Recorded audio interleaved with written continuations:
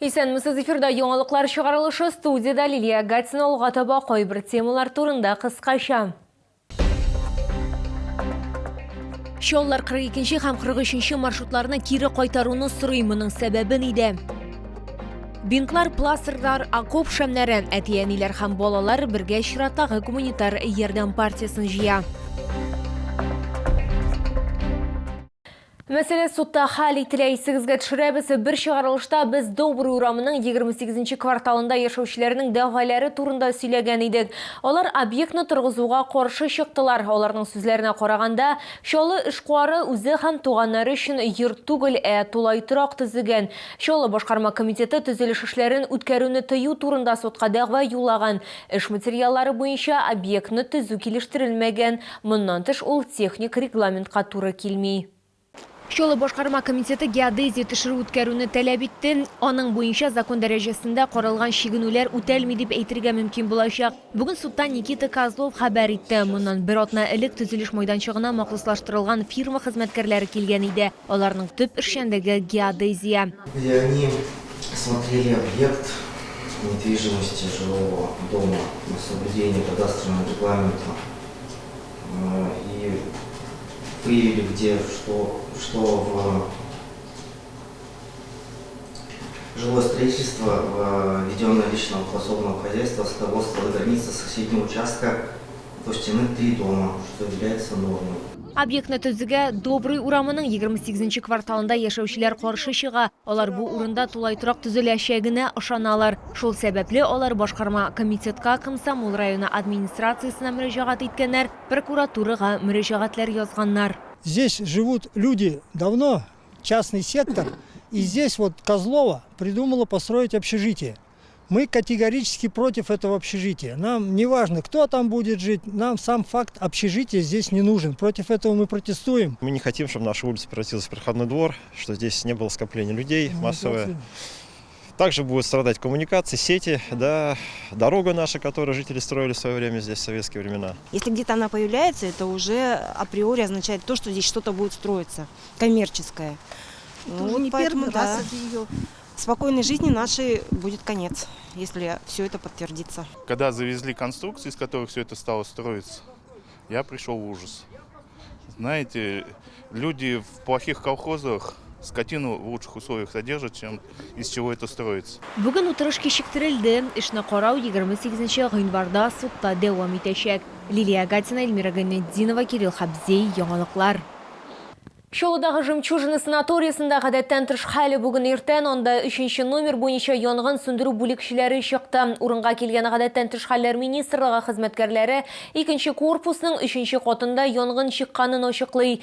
Янгын сүндерүчеләр килгәнче кунаклар һәм персонал мөстәкыйль рәвештә эвакуацияләнгән. Барлыгы 64 кеше. Бәхеткә каршы беркем дә зыян күрми. Было установлено, что происходило горение комнаты на 3-м этаже. В результате пожара сгорели БУ вещи на площади 6 метров квадратных. При пожаре погибших и пострадавших нет. Причины пожара выясняются. На месте работают дознаватели. 42-нче һәм 43-нче маршрутларны кире кайтарыгыз. Мондый хәбәрне без җәмәгать транспорты пассажирларыннан алдык. Чаллы халкы сүзләренчә, хәзер аларга күчеп утыртулар белән йөрергә туры килә. Бу өстәмә чыгымнар. Маршрут җитәр үзгәргәнче, асыйдырышлы автобуслар кирәкле тукталышка кадәр барып җитәргә мөмкинлек бирә иде. Хәзер альтернатива юк диләр пассажирлар. Маршрут читләрендәге үзгәрешләргә кадәр Ричпорт тукталышыннан АТС 50 тукталышына кадәр 42-нче маршрутта 25 минут эчендә барып җитәргә мөмкин иде диләр чаллылар. Хәзер исә аларга 5-нче санлы автобус тәкъдим итәләр. Ләкин моңа кадәр 15 минут чамасы студенческая тукталышына кадәр җәяү барырга кирәк. Аннан соң якынча шул кадәр 40-нче комплекс тукталышына кадәр. Башка ысул да бар, трамвайга барып җитү, ләкин анда да җәяү йөрергә туры киләчәк. Чөнки Шулман проспектында трамвайлар йөрми.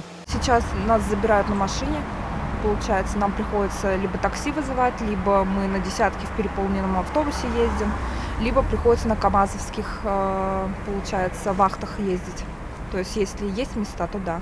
Салқын күннәрдә такси арзанга төшми, моннан тыш тарифны юл шартлары аркасында да арттыралар ди чолы халкы. Нәтиҗәдә Гыстан яңа шәһәргә автобуста бармас өчен уртача 350-400 сум түләргә туры килә. Пассажирлар дәгъва белдерә. Әмма күпчелек очракта халык икенче транспортка күчеп утырып килеп җитә. 43-нче маршрут белән дә шундый ук проблема. Мне до Крылата надо доезжать, внучку забирать. От Усмалки до Крылатова только с пересадкой. А раньше как было? Раньше вот и так я ездила, на 43-м, без пересадки, а сейчас с пересадкой. Я приехал на каком? Так, на 10-ке. Вышел, хотел, не знаю просто маршрута. Как сказали, вот пришел сюда, все, сейчас на 5-ке сяду, доеду до места. Жильцы нуждаются, этих комплексов, конечно, нужно, наверное. Ну кто, на работу? Да, на работу ребятишкам в школу надо. Ну, я думаю, что нужно. Потому что уехать, допустим, до ДК «Энергетика» очень сложно. 42 һәм 43 маршрутларны шәһәрдә Шулман һәм Сөембикә проспектлары буенча йөрүче 5 һәм 10 маршрутлар алыштырды. 5 маршрут ит комбинаты тукталышыннан Хайр корпорациясенә кадәр бара. 10 Ричпорт аша уза. У нас есть далеко идущие планы по расширению нашей маршрутной сети, но пока будем жить в рамках того количества автобусов и работать, которые сегодня есть. Хәзер шәһәрдә зур сыйдырышлы 135 автобус бар, тулысынча кулачлау өчен 200 берәмлек пассажир транспорты кирәк. Яңартылган маршрут шилтәре ахыргы вариант түгел. Чоллардан тәкъдимнәрне кабул итүләр дәвам ителә. Лилия Гатина, Яна Вальдю, Тимур Сафронов, Яңалыклар. Бинтлар, пластырлар, окоп шәмнәре буларны һәм башкаларны әти-әниләре белән бергә Гали Акыш исемендәге 84-нче лицей-интернат укучылары җыйган. Алар әйберләрне тартмаларга тутырып, активистларга һәм волонтерларга тапшырган. Алар барлык әйберләрне хәрбиләргә шәхсән илтә. Шулай ук укучылар янына СВО ветераны да килде. Ул алгысызлыкта булган хатларны уку, хәрби рухны күтәрү һәм үз хезмәте һәм ВСУ катнашучысының Россия ягына күчүе турында сөйләде. Бу хакта тулырак алдагы минутларда.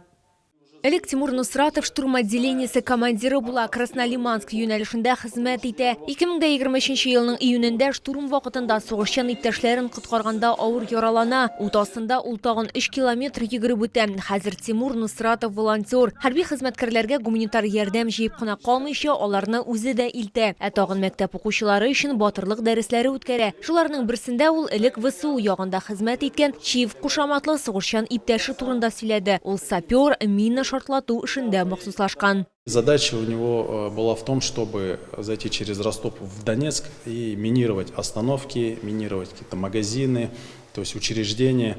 И тогда он для себя понял, что что-то здесь не то, что их обманывают, что как бы вот эта пропаганда, которая у них идет, это неправильно. Как можно воевать, да, с мирным населением? Шуңа күрә Чив кушаматлы хәрби хезмәткәр Россия ягына күчә, илнең яңа төбәкләрендә тыныч яшәүчеләрнең яклаучысы була. Вакыт-вакыт Тимур Нусратов үзенең сугышчан иптәше белән аралаша, аларга гуманитар йөк илтә. 84-нче лицейда ватанны саклаучылар өчен чираттагы посылкалар җыйдылар. Без сугышчыларга ярдәм итәбез марле белән, бинтлар белән җыйдык, пластырлар, күп кенә әйберләр алып килдек класстан һәм класс җыеп бирде. Безнең сугышчыларга ярдәм итәргә кирәк, чөнки безнең ярдәмебез белән аларга җиңелрәк булачак.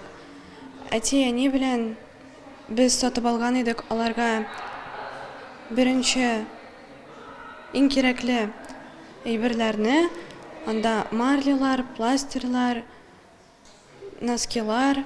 Һәр бала, һәр укучы әти-әнисе ярдәме белән инде менә кемдер зур иттереп әйберләр алып килә, кемдер кечкенә генә әйберләр алып килә. Ләкин һәрберсе дә аларның инде чын күңелдән һәм солдатларга ярдәм булып барып җитәрләр дип һәрберсе дә ышанып кала.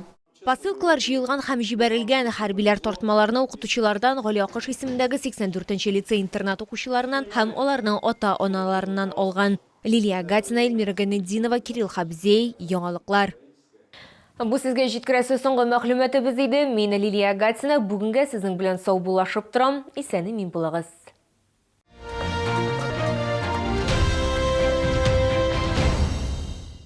До конца месяца пройдите комплексное УЗИ 9 органов со скидкой 45%. Всего за 3350 рублей. Альфа-клиник. Звоните 200 222 200 222.